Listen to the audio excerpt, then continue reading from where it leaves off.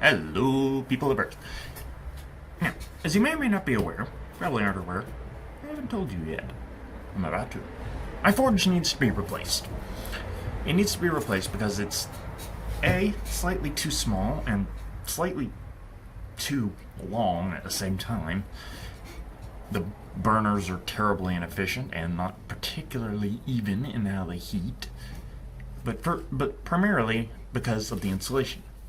It's lined with ceramic blanket, which is a high temperature equivalent of that pink, itchy fiberglass insulation you almost certainly have in your house.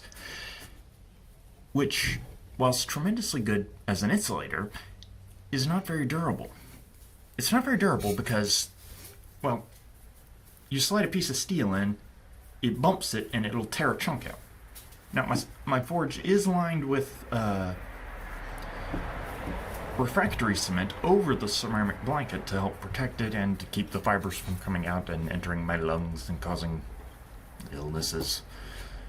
But it still gets damaged very easily, and I do not like this. I want to be concerned with the steel, not the forge. Worry about what you're working on, not your tool.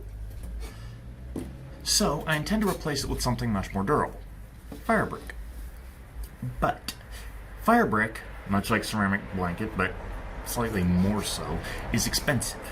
It's a specialized material, so of course it's going to be expensive. And I don't want to spend all that much money on it. Just because, why? So, I intend to make my own firebricks, for which I need to make my own fire cement.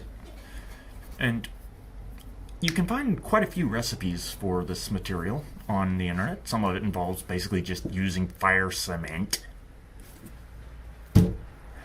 Some of it involves using Portland cement. Do not do that. It explodes at 500 degrees. The water separates from the cement, flashes to steam,